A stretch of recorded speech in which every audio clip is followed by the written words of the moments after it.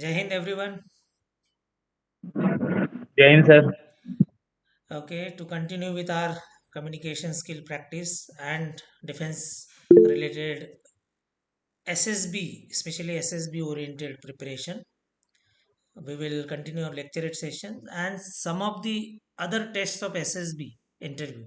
We will cover that also, maybe in steps, but this is a key exercise. That's why we are doing more regularly so that you open up, your confidence opens up. Who is the first volunteer today without wasting time? Pawan. Okay. I will request Rugved to keep time. Pawan, go ahead. Sir, Yes. can you give me a topic? Topic see on Scholar Warriors, you have got list of topics. I request you pick up topics from there. There are cards. SSB interview also gives you card during the lecturate session. Similar cards and topics are SSB related only. Okay, Pawan? Yes, sir. Okay, so you are not prepared with any topic? Yes, sir. Okay, who is ready now? You can prepare now. Okay, Krishiv is ready. Rugved, keep time. Okay, sir. Are you ready? Yes. You can start. Good evening to one and all. I'll be speaking about liberalization. Economic liberalization is a very broad term that usually refers to fewer government regulations and restrictions in the economy in exchange for greater participation of private entities. Thus, liberalization in short refers to the removal of controls to encourage economic development. In India, the term LPG gained significance with the adoption of new industrial policy 1991. Liberalization leads to more producers entering the market. When this happens, production increases, employment increases, prices come down, and more people are able to go home with more goods. Before liberalization, controls were in place, only few producers were allowed and they fixed high prices and took all the profits. Production was less, prices were high, and fewer people could buy things. The advantages of liberalization are reduced prices, more employment, higher standard of living for all. Liberalization is favored because it benefits consumers with cheaper and more varied goods and services. It has removed all trade barriers so imported goods are available at cheap rates. It leads to free trades by removing obstacles such as tariffs and subsidies. It helps companies diversify risk and direct resources to where profits are highest. The elements of liberalization are delicensing of industries, private agencies are given freedom, opening up of door for foreign investments. It also introduces liberal taxation norms. Greater freedom is given to public sector in units in decision making, freedom to business by removing unnecessary import and export duties, and no prior permission is required from central government to locate industries. The advantages of liberalization are it has resulted in stiff competition. There has been an increase in foreign collaborations. Fiscal deficit is under control. Liberalization has helped in solving fiscal burdens of its state where loss-making public sector units are privatized. Indian customers have started getting goods of better quality at cheaper rate, and liberalization has helped in improving global trade relations. The disadvantages are due to opening up of the economy, there has not been an increase in the employment opportunity. The inequality of income between the haves Next and the question. have-nots has increased. There is a fear of money laundering because of the various schemes introduced by the government to attract foreign exchange in India, and inflation has become a continuous and serious problem. Thank you. Good, Krishiv. Very interesting topic, economic liberalization. If you see 1991 Indian economy got opened. There are two types of economy, closed economy and open economy. Closed is ideal example to in today's scenario is North Korea. They don't trade with other nations. It is a closed economy and very, very restricted norms. They cannot import, export without government's permission. In fact, they don't do only. It's all back route, whatever they do. And to some extent, the modern democracies. are open economies. China, India are classic examples, and the Western world as such were open economy, and they have been exporting more, importing less because of their development nature. But in 1991, when India really opened the doors, and today, if we are talking about Atmanirbhar Bharat, this is probably the second stage of transformation where so far from 1991 we are open to whole world for whole world and but then every country is trading with us. Our population is huge, we are importing more, exporting less. That is the scenario today. But now with Atmanirbhar Bharat, more production inside country, and we will be exporting more. That is what is probably the vision is. Good, Krishiv, your flow is good, confidence is good, content is crisp, and points are good. Okay, who is next now? Jai is there, sir. Okay, Jay. Krishiv, keep time. The previous speaker, Yes, sir. generally we keep the norm, previous speaker keeps the time.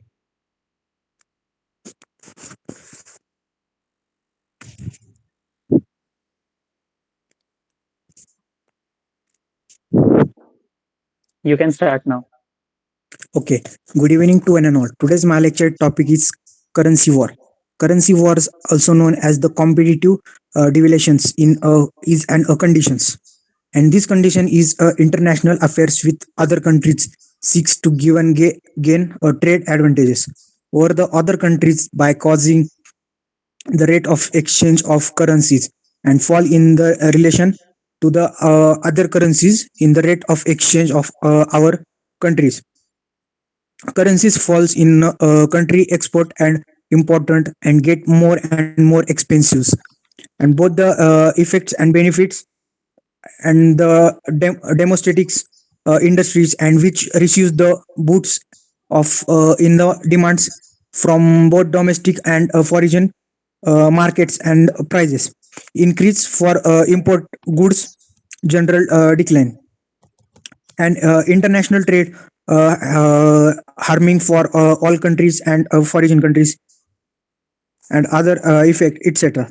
Historicals and competitive devaluations has rare as in other countries and generally preferred to maintain in a high value. In the currency wars, country have generally allowed in the market forced to do work and have participated in that uh, corrupt system and manage the exchange rate. And in the absence of uh, internal authorities and the foreign exchange market by national government and authorities, and the exchange rate of currency countries and currencies is determined in general by the market force and supply by its demands at a point in the market time, such as maintaining its balance of trade and or to give its exporters and competitive advantages in international trades. Brazilian finance minister Gordon Mato, uh, who made headlines when he raised the alarm about a currency was in September 2010, and the period is considered to have been an advice situation for all concerned. Thank you. Okay, Jay, topic was currency wars. What was the Yes, sir. exact topic? Currency war. Okay, anything related to economics is generally a little confusing topic. First topic we had economic liberalization, but it was a broad subject. Now, talking specific about currency is always very confusing. For a common man, it is difficult to understand why dollar is high, rupee is less, or with comparison of Indian rupees, how Nepal currency, Bangladesh currency, Sri Lanka currency is poised. So, what we can do if such kind of topic we are speaking, explain it in simple words. Small concepts of such things can be explained. Future can be told. Now, cryptocurrency is likely to come, digital currency. So, what will be the future? Like 30 years back, nobody thought such kind of digital transactions will happen. Such kind of economy will be seen, global economy together. You can trade anywhere, you can demand and supply anywhere in the world today. So this nobody imagined 30, 40 years back how rapidly it will happen. And hereafter, the world currencies will get affected because of some policies.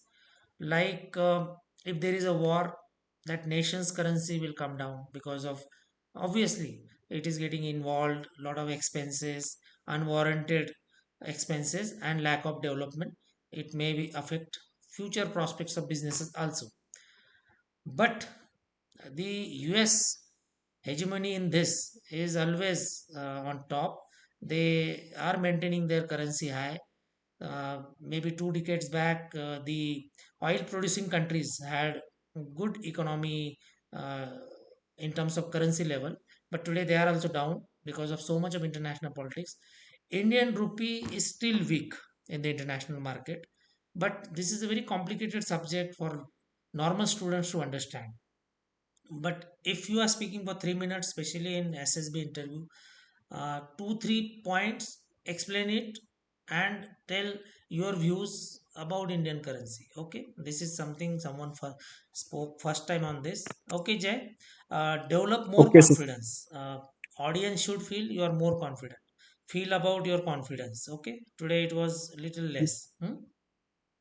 Sir, we can add that black money point also, Nail, there. Black money, it is India specific, yes, but then now black money enough is spoken and very less actions have been done. The demonetization was the action done, but still so much of money is found during election period. How we account such kind of money, it's a very complicated scenario. So it is better we speak in a systematic and smaller points. Okay. Okay, sir. Okay, who is Okay, sir. next? Okay, next volunteer.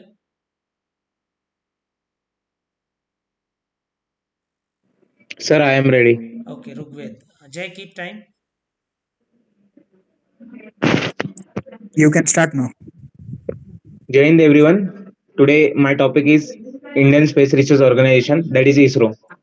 Indian Space Research Organization is the National Space Agency of India, which works under Department of Space, directly overseen by Prime Minister of India and Chairman of ISRO. ISRO was established on 15th of August 1969, residing its headquarters in Bengaluru, Karnataka. ISRO was previously known as Indian National Committee for Space Research under Jawaharlal Nehru, which was built on the suggestion of Dr. Vikram Sarabhai. Uh, and it grew within Department of Atomic Energy. ISRO launched its first satellite, Aryabhatta, on 1975, and also launched satellite RS-1 on board SLV-3, making India the seventh country to be capable of undertaking orbital launches. ISRO has launched various satellites with a series, that is IRS series, Indian Remote Sensing Satellites, are India's Earth Observation Satellites. The INSAT satellites, that is Indian National Satellite System, is the country's telecommunication system. Gagan Satellite Navigation System, that is to survey the climatic conditions of Earth, and Navigation and Indian Constellation, that is NAVLC, with an operational is an independent regional navigation satellite system developed by India. So, the what are the future projects of ISRO? First, we will discuss about the achievements of ISRO. Recently, ISRO has achieved its feat by successfully launching Chandrayaan 3 mission, and also it has said the next few years will be the years of space, and will gain so much popularity to ISRO. Some of the future products of ISRO are LUPEX, that is a moon orbiter mission. Launch vehicle is H3, and it will be launched in 2026. Again, Chandrayaan 4 will be launched from PSLV. LVM-3 will be launched in 2028. Venus orbiter mission, that is GSLV, will be launched Last 30 from seconds. 2028 to 31, and Mars Orbiter Mission 2, that is Mangalyaan 2, will be launched in 2024 itself. So ISRO is trying to develop its orbital mission and gain its popularity amongst the best space research organization, that is NASA and SpaceX. Thank you.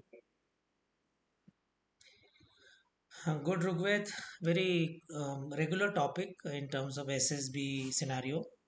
ISRO or Indian space missions. Topic can be of different type, but content can be similar. If you see during Cold War, US and Russia were fighting for space exploration. Apollo series of US and then first man landing in during that Cold War. It was space exploration and Neil Armstrong landing at moon, Apollo 11, and thereafter till Apollo 17. It is a very costly affair if you see all these space missions, and even later US was criticized during that race. So much of money was invested or wasted. It was a big question mark. But India today, if you see, we are doing wonderful in this segment. On one hand, when we talk about Atmanirbhar Bharat, we don't have anything convincing to tell to the world that we are master of something. But in space, ISRO is actually leading us, and it is one kind of uh, pride where every Indian can say, yes, we are literally doing exceptionally well with minimum budget and so much of scientific marvel. We are doing or advancing very rapidly in this space segment, and we are launching satellites of other countries. The differentiation with NASA is cost factor. That is the special uh, attribute where India is shining, and it's the golden period as far as the ISRO's so many missions are concerned, and we are doing exceptionally well because there are areas where we can say our army is big. We are the defense forces in terms of size, and this thing we are uh, third largest, fourth largest, whatever it is. But here it is like proving technology advancement, and ISRO is doing exceptionally well. This is very regular, and even in interview you may be asked something related to such kind of current missions, advantages for defense, because when we are leading in satellite warfare, we are leading for defense also. There is a direct correlation of satellites and tomorrow's war. Try and understand this link. As we progress in space, we will be leading in the defense sector also. It has got direct relation, because navigation or control of things and so many uh, intelligence information, a lot of things are there, communication. Because today we are, suppose we are launching into or going into war, and we are GPS dependent. We cannot win war against US or US ally.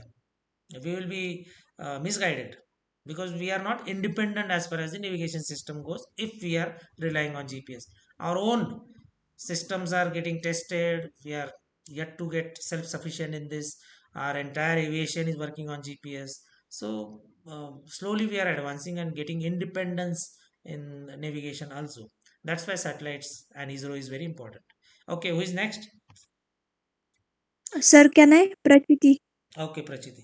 And why I'm elaborating, so that you get few ideas and link up when you conclude or give your opinions on these lines. Okay, one odd point from your side is enough in the end when we conclude. What is the, suppose you are talking on ISRO, and should be how it is related to defense future. Okay, Prachiti, go ahead. Rugved, keep time. Yes. Okay, sir. You can start. Jai Hind, everyone. My today's lecture topic is agriculture in India. India is essentially an agricultural land. Two-thirds of its population still lives in agriculture. Agriculture is a primary activity which includes farming, animal rearing, and fishing. There are three crop seasons in India: Kharif, Rabi, and Zaid. Kharif Kharif is sown in June to July and harvested in September to October. For example, rice, jawar, bajra, cotton, etc. Rabi is sown in October to December and harvested in April to May. For example, wheat, barley, bear mustard, etc. And z they are raised between the April to June. For example, watermelon, cucumber, leafy vegetables, etc. There are some types of farming like shifting agriculture, intensive farming, extensive farming. First, we will see of shifting agriculture. It is practiced by the tribal groups in the forest areas of Assam, Meghalaya, Nagaland, Manipur, etc.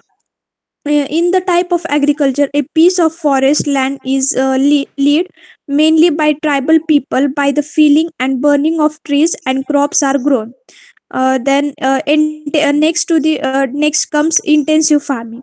This is a system of farming in which the cultivator uses the large amount of labor and capital on a relatively small area.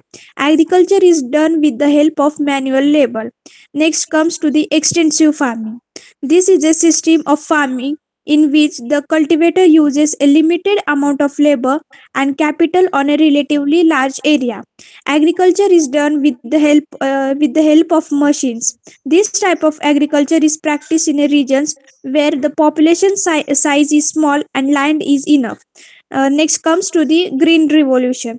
It is a phrase generally used to describe the spectacular increase to the production and productivity of food grains that took place during 1970s. It was Last 30 introduced seconds. by Swaminathan and was also considered father of Green Revolution. Thank you. Okay, Prachiti, good. I would like to draw your attention now when we are talking about very open-ended topic agriculture in India. We should Yes. link up with what is relevant today after COVID. We need good health of people now. Organic farming, such kind of words should automatically come. In conclusion, also you can see what are the problems for farmers today. Labor problem. Technology should come to agriculture. Now, the orthodox way of doing agriculture is no longer going to help. And within India, there are different sectors or different parts of country we can compare. North India, especially Haryana, Punjab, they are way ahead in terms of use of technology in agriculture compared to the maybe Central India and South India. Maharashtra. Within Maharashtra also, Western Maharashtra is little advanced as far as the agriculture goes, but the Marathwada and Vidarbha is not so. These comparisons are important because then you are telling to the assessor, that is group testing officer, see, I am a thinking mind. I can draw attention to your concurrent issues, especially if you use like after COVID, human beings are demanding now a better quality of crops, vegetables. Green revolution has brought us to a level where we are meeting the requirement of huge population, but the quality of food is going down with the inorganic use of all these pesticides and all those things. But then a time has come where we need to draw a line how much degradation of quality of crops and vegetables can go. And maybe the government's intervention will be required in tomorrow's world, where our health becomes priority and there is some quality control on the quality control regulations on the farming. These are the small points, one of which if you bring it towards the conclusion, what should be, like, it is an open topic agriculture in India. Now you can give your view. uh, in the coming future we need better quality crops and vegetables where less pesticides are used, human health is looked after, and shining India or a big India, powerful India cannot be a reality unless we take care of our future generations health, isn't it? Okay, good. But Yes, you sir. you brought out basic aspects of agriculture. That was a good point, Rabi. kharif, the season, the harvesting pattern, and thereafter you come to little bit uh, connecting it with real India, today's India. Okay, Yes, sir. okay, good. Who is next?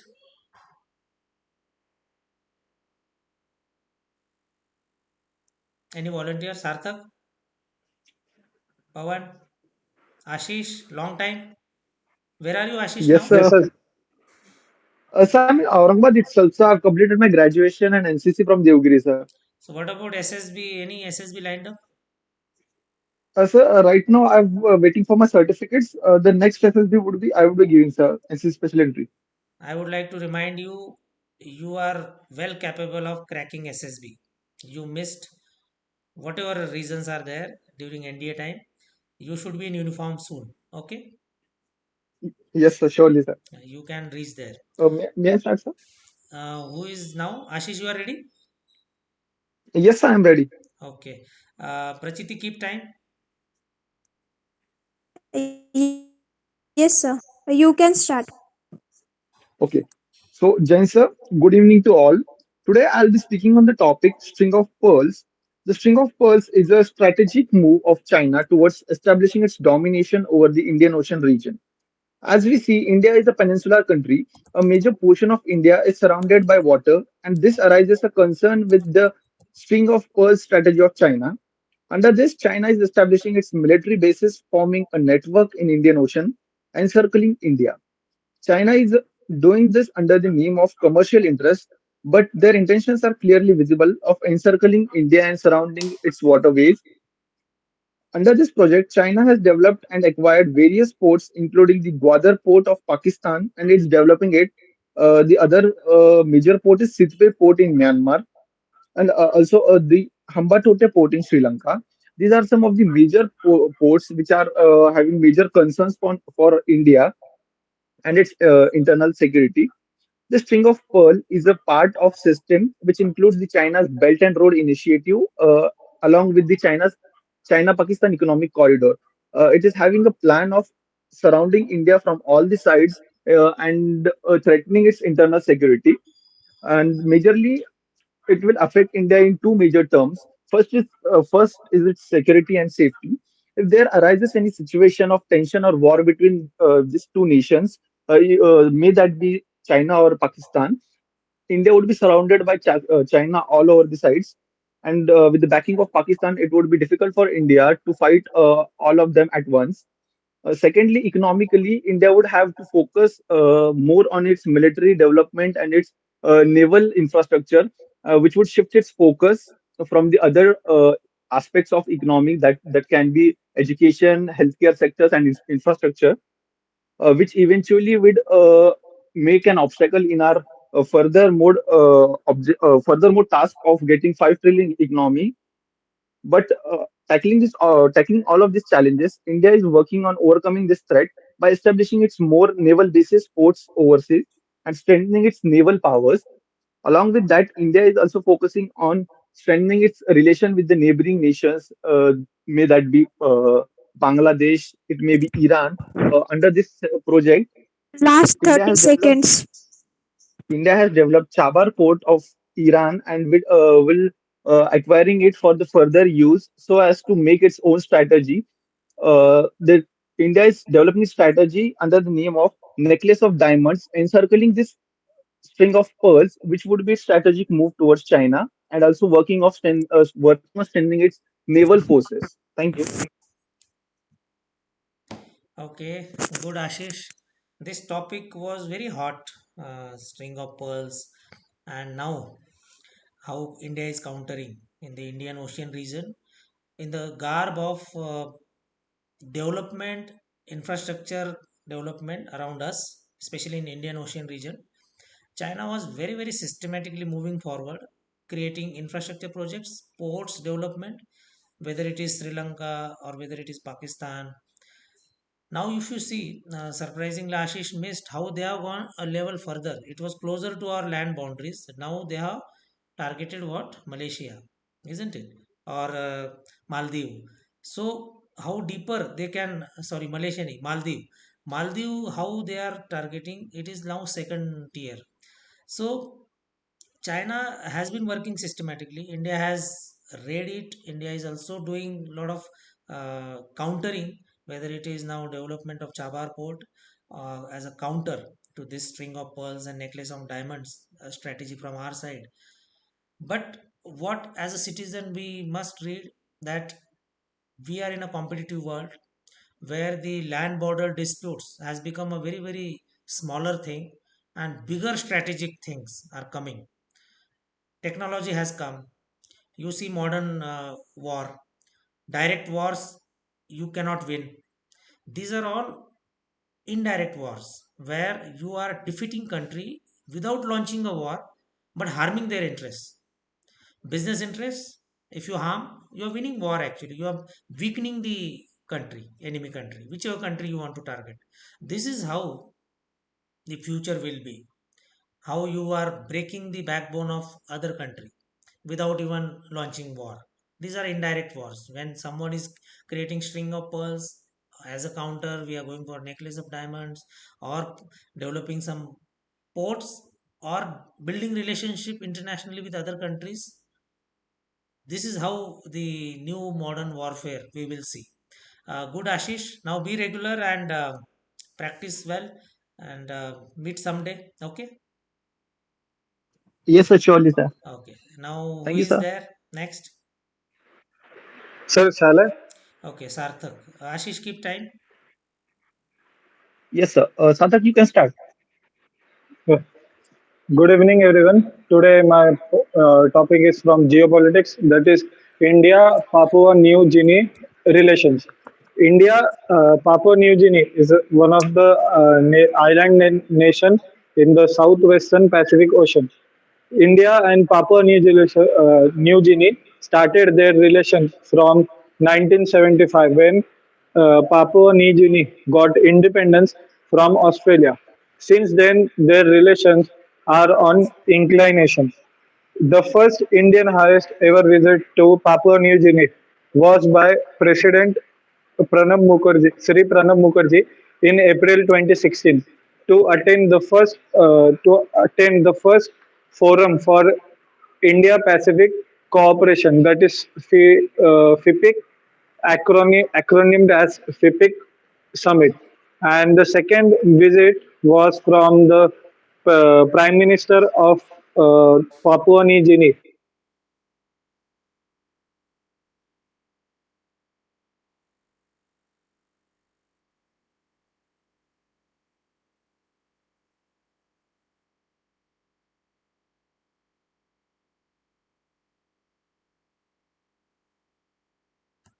Not able to hear Sarthak. Anybody who is able to hear? No, sir. No, sir. Okay, maybe I think some internet connection problem. We'll wait few seconds.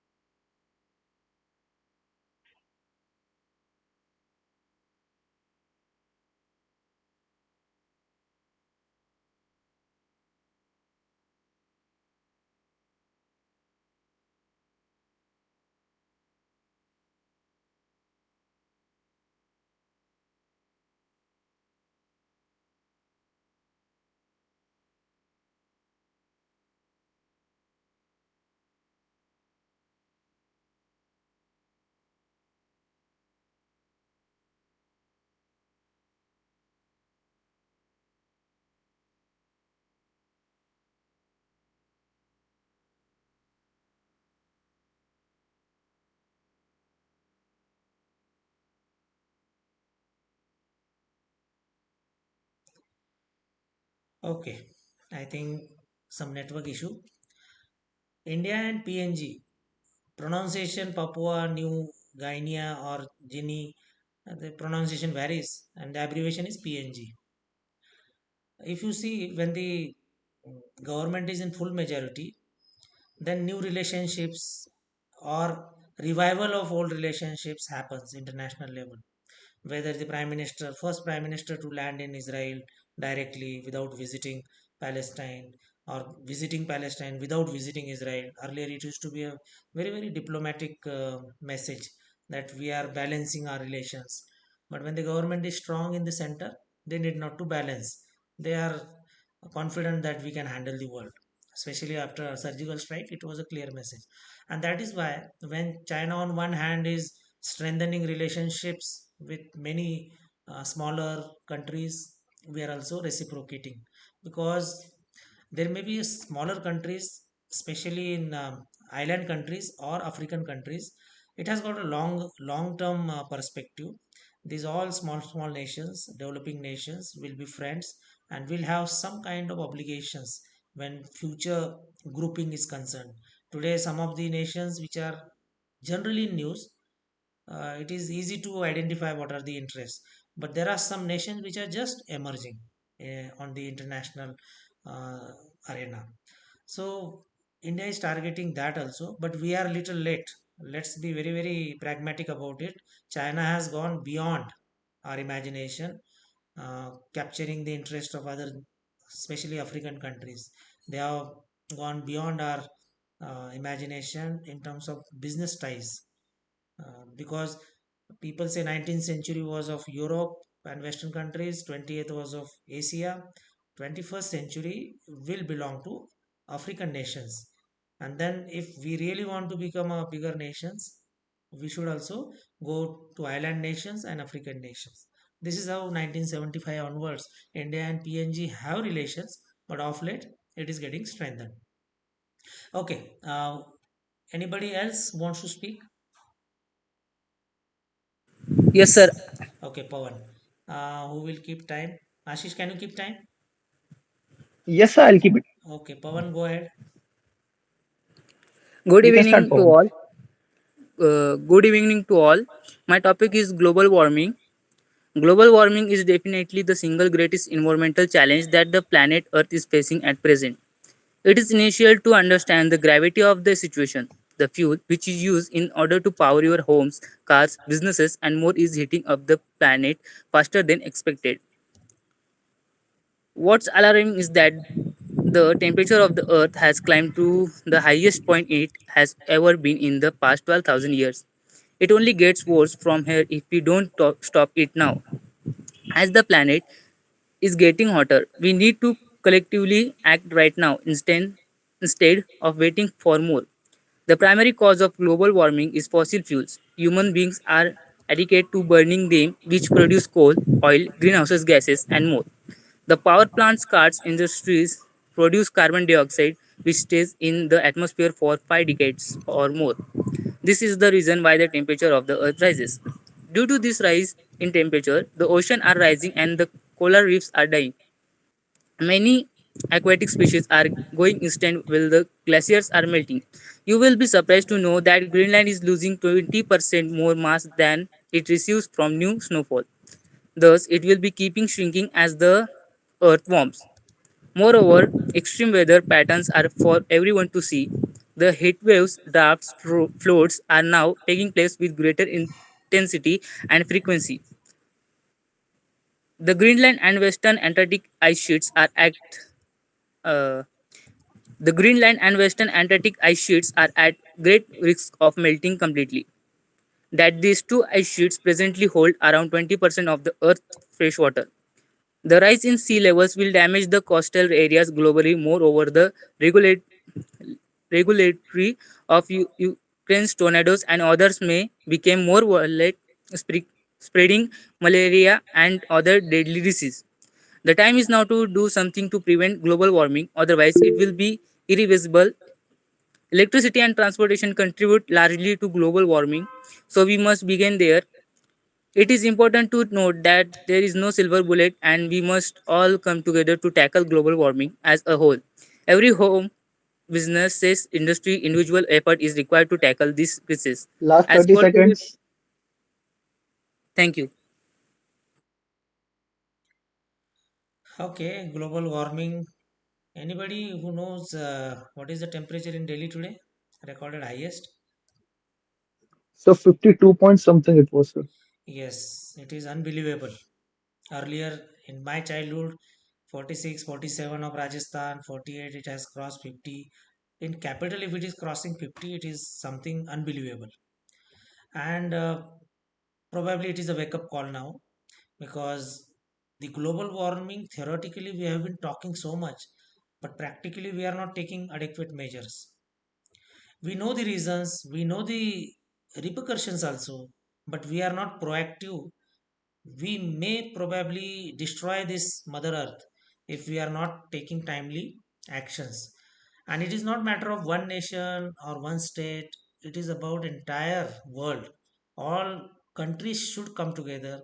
They have been coming together when it is coming to summits and whatever diplomatic meetings, but concrete actions, I think every country is failing to do. But for the survival of entire animal kingdom and the mother earth protection, we need to come together and fight it, because 52 crossing in national capital is now a wake up call.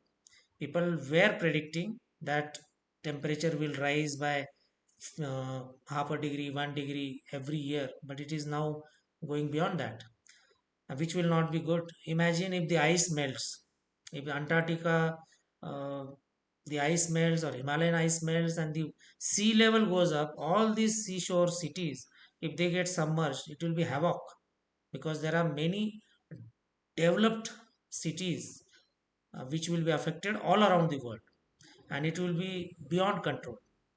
We probably will not have a place to live, or may find out some technology to live on islands or create artificial islands, what China has been doing.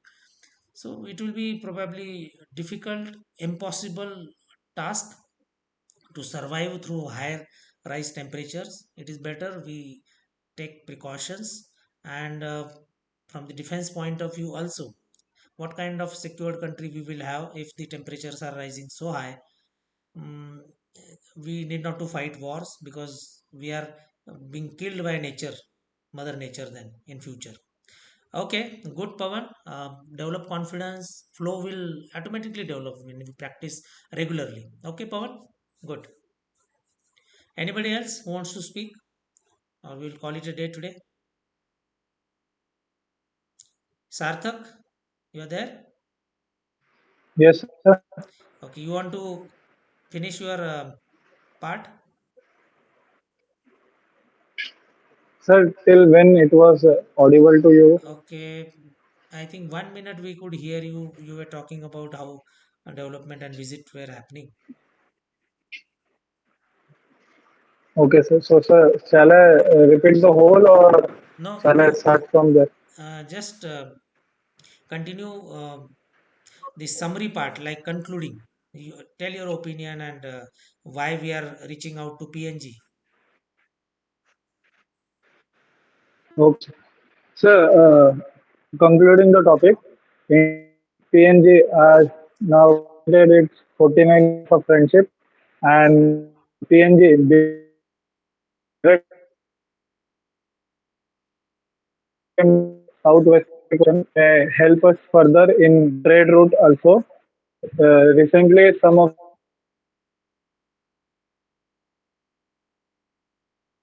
the PNG, they also converse with some of the Pacific island countries which were under some aggressions by China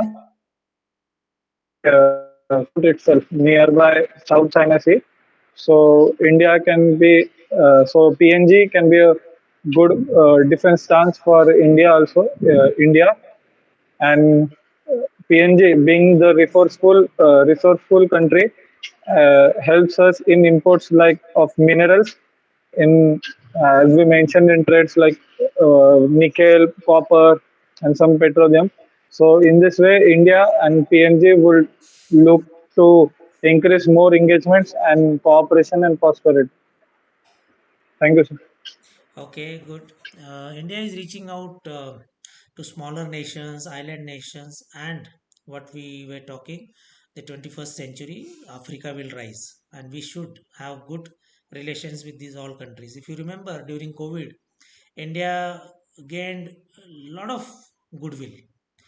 We reached out to almost all these developing and poor countries, islands, and our country was suffering through COVID, but still keeping the balance, we donated a lot of vaccines to other countries also. This world will remember, and that is how India has got a very good image, a trustworthy image, a reliable friend.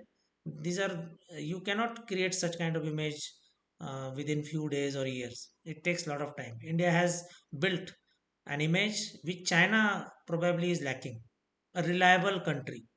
We are a reliable country and democratic country. That is what is our strength. Okay, good. Topics, I'm happy you are bringing, all of you are bringing good topics. Keep pace with the SSB's requirement, uh, giving good conclusions, linking up with concurrent issues if something is happening in the country, relevant examples. Develop this habit, and then it will be your nature. Automatically it will happen. Automatically your mind will get examples on any topic which has got relevance with present scenario. Develop this habit. Okay, good. We will end here. Keep practicing. Develop your communication skill. Wherever you go, it will help. Okay, so all the best. Keep studying hard with positive mindset. Thank you, sir. Thank you, sir. Sir, Jai Hind, Thank you, sir. sir. Jai Hind. Jai Jai Hind, sir. Hind.